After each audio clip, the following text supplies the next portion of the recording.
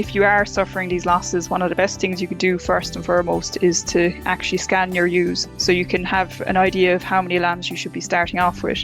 Then if you are suffering losses, try to figure out if they're occurring between, we'll say, scanning and lambing and marking, or marking and weaning time. Once you've pinpointed when the losses are occurring, you can start to look into what might be driving those losses. Is it that your lambs are suffering from high tick burdens and tick illnesses? Is it that the worm burdens could use a bit more control? Or is it that, in fact, you have this photosensitisation in your own flock? Hello, I'm Kieran Lynch and welcome to OviCast, the Teagasc Sheep podcast. Each episode will bring you latest insights, advice and technical updates for the sheep industry. We're joined this week by Dr. Fiona McAuliffe from the SRUC as we discuss the extent of black loss, or the unexplained loss of lambs on extensive hill grazing in Scotland. Fiona describes various reasons ascribed for this, and some of the follow-up work she did examining the causes and underlying factors responsible for lamb loss. We move on to discuss photosensitisation in more detail, its causes, predisposing factors and the various management options. Challenge with lamb losses and the environment that farmers are working on the hills, that is quite a challenge in Scotland. Yeah, it is. So I suppose I started this study 5 years ago, and essentially it's looking at losses that are occurring after the lambing period. So when you've put your lambs up to the hill and you expect to get them back down at weaning time, but we're seeing losses up to 18%, sometimes up to as high as 30% between marking and weaning. And obviously going into the future, that's just not sustainable for any hill farm. No, I suppose, and it's probably higher than we would have expected. This is not lambing losses, this is losses from early June, I'm taking it onwards, or late May, early June, certainly onwards. Yeah, so you'd expect at that point the lambs are fit and healthy and that they should, do well up on the hill and come down at weaning time ready for sale. But yeah, basically they just disappear, and we weren't really sure what was happening. So that's where this study came around, to try and pinpoint where the losses are occurring and what might be driving the losses. Look, it is a challenge for the industry, as indicated, and it's not sustainable in long term either. Look, Fiona, I suppose we often hear referred to as black loss. Maybe you'll just explain that, like it is to an extent unexplained losses. Yeah, exactly. So black loss is where basically you put the lamb up to the hill and then there's no sign of it come the next scatter, and you don't find a carcass. So you're not able to determine what any cause of death might have been. So essentially the lamb just disappears, and probably the body gets scavenged by predators. And so then we just don't know what was causing the loss. Look, we are talking about extensive grazing systems here. You were talking on the highlands. It's not grazing on enclosed or in byland.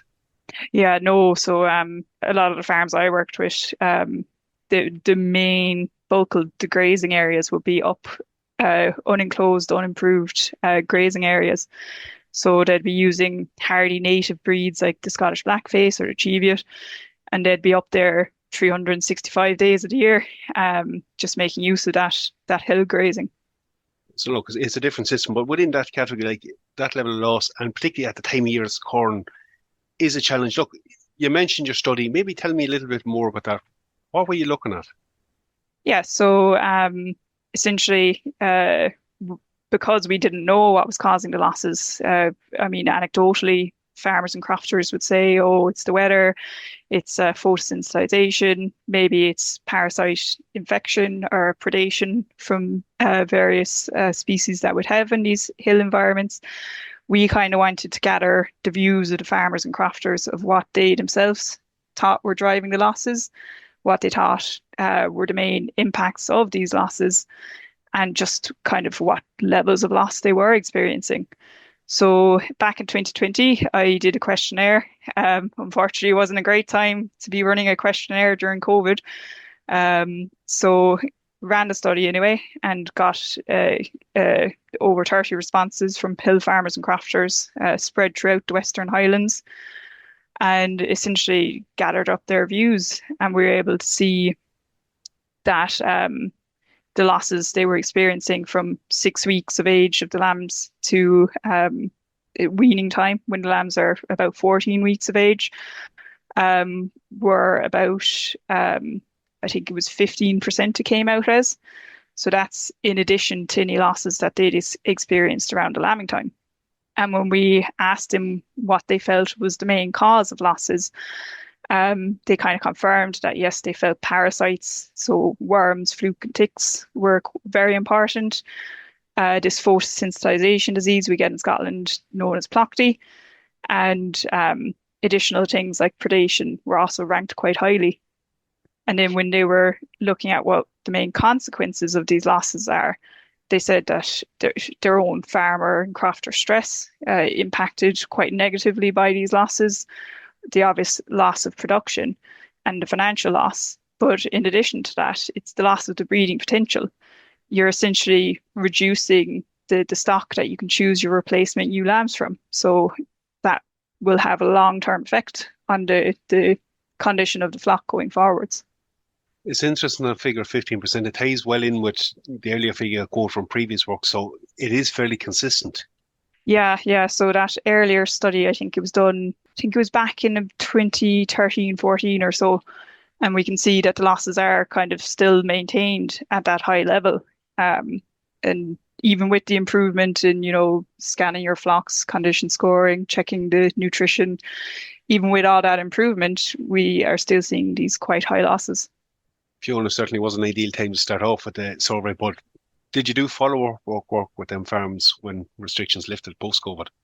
Yeah, so I also used the survey to recruit farmers and crofters for my study. So I had a crofter up in Skye, a farmer on Mull, and then another farmer on the west coast in Loch Arbor, in addition to SRUC's hill flocks. And I followed their lambs in 2021 and 2022. So basically every time they were gathering in their flocks, I'd go out and I'd assess the lambs for tick burdens. I'd take dung samples and do parasitology, checking the worm egg counts. Also noting down if any of the lambs had this photosensitization. And we also checked the ewe condition 4 weeks before lambing and looked at her nutritional status and whether or not she was doing well off the hill in the run-up to lambing time. So you checked all the basics. How well did that marry up with what the crofters actually said was their main reasons for the loss? Yeah, so it mostly matched up really well. Like one of the farms indicated that one of their particular hefts, they knew the ground was quite heavy with ticks. And sure enough, of the 12 flocks in my study, that was where we saw the highest tick burdens and the highest level of, let's say, tick pyema and tick-borne illnesses within those lambs. So we could say, yeah, that's probably what the main issue for that particular heft is. What was a bit surprising is they had initially ranked this photosensitization quite low on the causes of the losses. But when I went out, I saw that actually quite a lot of their lambs were affected by it. And that would be impacting the production and the survival of those lambs. Something we might discuss a bit more, because certainly the first couple of ones you mentioned, like the challenge with ticks, the parasite challenge, the nutrition challenge, are things we kind of well recognized for a long time as causative factors for mortality, but also reducing performance. Maybe just to finish off on them, like I assume you did find other challenges there with worm burdens and that. Maybe it was a bit surprising considering the environment they're grazing in. Yeah, so with these upland flocks, we would expect the worm burdens to be fairly low. Like we'd obviously there will be some challenge there, but when we were doing the counts, we were getting, sometimes over 500 eggs per gram, which is a significant challenge for those lambs to be facing. And not only that, when we looked at what species of worms were present in the lambs, we actually found that Haemonchus was starting to creep in, particularly in lambs that were managed a bit more intensively on the lowland grazing of these hill farms. So that's something to monitor going forwards with the spread of Haemonchus up northwards into Scotland. Certainly you wouldn't expect to find that in the Scottish Highlands. Look, we have it in Ireland too. I think it's what we traditionally assumed has changed. I suppose, Fiona, and one upside to some of that, some aspects of what you mentioned there could have control measures in place to try and reduce that loss. So whether it be the worm burdens, whether it be the tick challenges, there is strategy some of them farms can implement to cut some of that loss. Yeah, absolutely. So like one of my studies, we looked at the lambs towards the end of, towards weaning time. We looked at the cobalt and selenium status, and we found that one of the flocks had, the lambs were deficit in cobalt, and the following year, the farmers actually gave them a cobalt supplementation around clipping time. And they said the lambs were so much better for coming towards weeding. And so they were they were delighted with that we'd identified that issue, and then they were able to correct it. So that would just be just an issue with the grazing area that those lambs were in, that they weren't getting enough cobalt. It's always a positive. Great identifying the problems was even better. Sometimes you can come back with a solution to it. Look, you mentioned photosensitization and the fact that it was mentioned as one of the reasons why they were seeing losses, but probably underestimated. Could you talk to me a little bit more about that? You did some follow-up work on that as well. Yeah, so this plochty, as it's known over here, that's the Scottish Gaelic word for it. It's also known as yellow Z's. Down in England, they call it sout. It also occurs over in Norway, and it's called alveld over there. And I think over in Ireland, it's often known as hard lug. But it's essentially where the lambs are grazing these upland areas, and there's bog asphodel occurring in these wet kind of peatland environments. We think it's the lambs graze on that and something else in the environment, whether that be something like blue-green algae or mycotoxins, we're not exactly sure. But it's this interaction that essentially damages the lamb's liver. And that means it can no longer break down the chlorophyll that's in the plants. So that chlorophyll goes into the lamb's bloodstream, and effectively where the bloodstream comes close to the skin, so along the ears and the back, it causes photosensitization. This then can lead to the lambs, essentially their ears become quite swollen, quite hard. They can start to crack and bleed. That can cause infections to occur. They'd often lose the wool along their back. And so they'd almost be bald and quite pink and raw, you'd see them. In the worst cases I've seen, the lambs actually lose the ears. So they'll come back and they might have little stumps of ears. And obviously that's a significant welfare challenge for those lambs. There's no real treatment for the lambs other than bringing them into the shed and keeping them indoors and away from sunlight if you can. We'd obviously treat them with antibiotics and the blue Alleamycin spray. But yeah, the best thing you can do when you see that in the lambs is to bring them indoors. As you mentioned, so we highlighted that was causing some of the losses, and we thought we'd look into it in a bit more detail. So on SRUC's hill flock up in Knockturtire, they'd actually been recording lambs that had this disease from 2012 onwards. So there was a big data set there of over 3,000 lambs. Now these lambs, they were managed as 3 separate groups. So we had 2 groups grazing up on the hills, and then one group, the twin lambs, were kind of kept down in the low ground. But effectively, the lambs were weight recorded, and basically their presence or absence was noted at lambing, marking, clipping, and then weaning time. And if at any of these points they were showing the external signs of the photosensitization, that was noted down. So yeah, had this big long-term data set, and I was able to look at it and see what the outcome by weaning time of that lamb was. So whether it was alive, whether it had been found dead and we were able to find out what had killed it, or whether it had disappeared to blackloss. So Fiona, like you essentially 3 different grazing areas, you have different strains of sheep in that flock as well, and look, a huge amount of records and recording goes on. It's a great resort. Was there any predisposing factors there? Like, were any particular breed type or whether we're grazing predisposing more to this? Yeah, so we looked exactly into that.